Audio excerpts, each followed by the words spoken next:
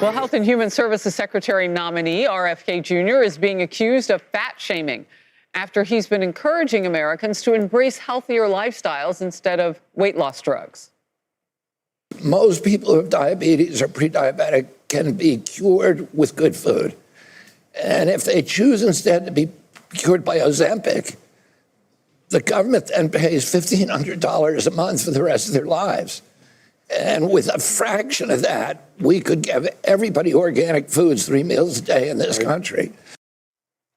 So The View co-host Whoopi Goldberg responded this way. This isn't just about food. No, it's not. This is sometimes people are born genetically larger. Agreed. I didn't mean to. No, I know you didn't. Yeah. But I want to say this to RFK. RFK? That's his name. Because you're setting folks up for shame. Yeah. That's what you're trying. Maybe you don't know you're doing. I'm going to give you the benefit of the doubt. I'm going to say you don't know, you don't realize what you do to people when you say stuff like that, because it doesn't work for everybody. And I'm going to show you, sir, because I weighed close to 300 less than 2 years ago. Yeah. And without the Mounjaro, this would not have happened. There you go. Take it off. Take it off.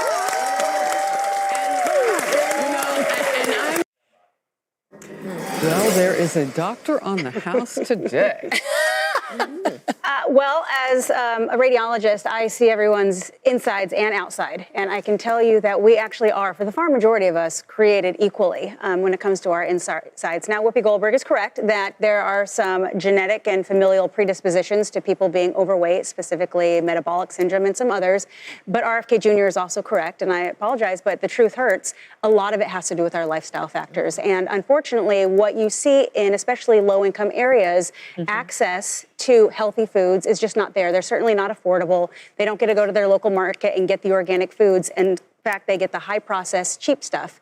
And that, unfortunately, is what, puts us into this dangerous cycle of unhealthy eating. It's not necessarily because they're gluttonous or they're wanting to ruin their own health or their body or their lifestyles, but that is what they can access and they can afford. One of the questions that I have about these drugs has to do with the mental health components that go into, you mentioned gluttony, but sometimes people are emotional eaters. And so how do these drugs help with that? It's my understanding that they don't treat the underlying causes of why you sit with a box of Oreos for 4 hours. Well, first of all, most medications don't treat underlying causes. In fact, they're just like putting Band-Aids on bullet wounds. And we really have to be focusing on prevention of illness before it actually starts.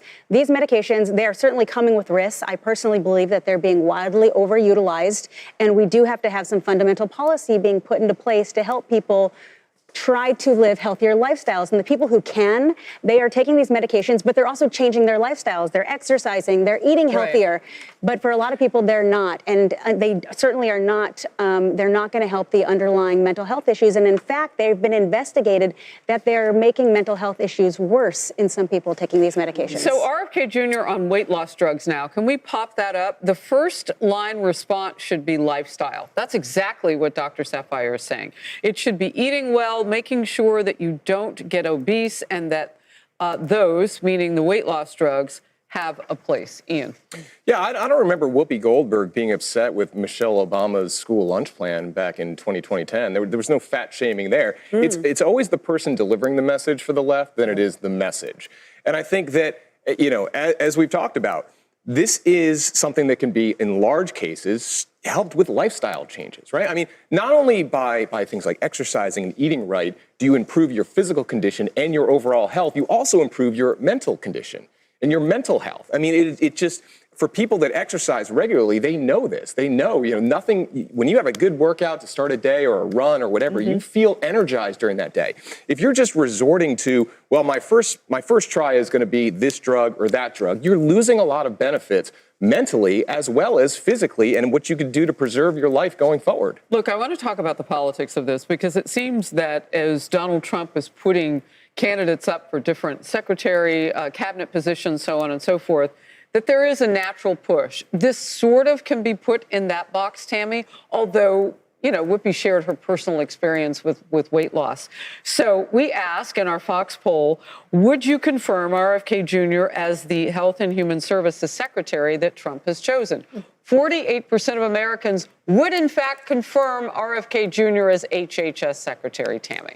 Yeah, I think ultimately we know we've got two competing issues here. We're a society that wants immediate results. We get upset when the internet doesn't give us what we want in 5 seconds as opposed to 10 seconds. We want immediate satisfaction and gratification. The idea of discipline, going to the office every day, right? Getting up to do a run, plus the number of Americans on psychotropics dealing with mental health issues, handed out like candy, where you've got, it's over 60% of Americans are on some kind of impact drug on our bodies, on our brains, which then affects depression and our energy and our motivation. So we've been given pills as solutions to things, as the cheaper solution. And now you've got this. Now, look, some people, you need the boost. That's great. A friend of mine took the Ozempic. And he said about the noise about eating the Oreos, it stops what he called food noise. And they don't know what else it stops. So that's the other thing. But the bottom line is Americans want solutions. We know it's not working. Well, that's fascinating. And we want, but it's about discipline and alternatives and inspiration by someone like Bobby Kennedy. So I mean, depending on how often and with who you have in your life as a doctor guiding you, maybe it can shut down some of that mental, which is huge. How stupid do you have to be to not understand that being overweight is unhealthy? It's heart health, the heart disease rate in this country because of obesity. And you mentioned in the break about how COVID, how more people were susceptible to dying.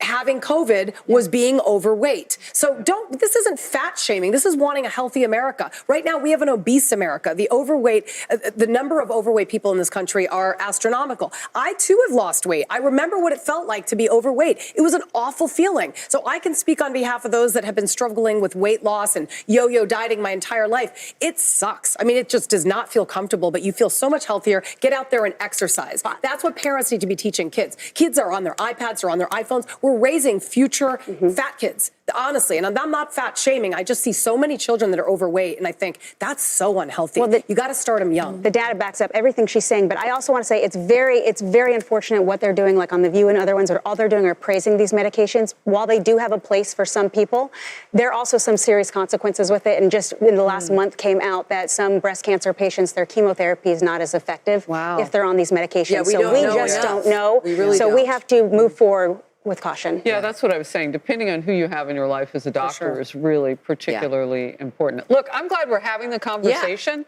because I think it's important. I just think that when I hear drugs like that being pushed, I wonder, because I know Whoopi says she's working on The View right now because she's got bills to pay. I want to make sure we're not doing it so that the benefit is maybe sponsorship. Correct. Not saying that that's happening, but that's what that accomplishes when you do that sort of thing over and over. So.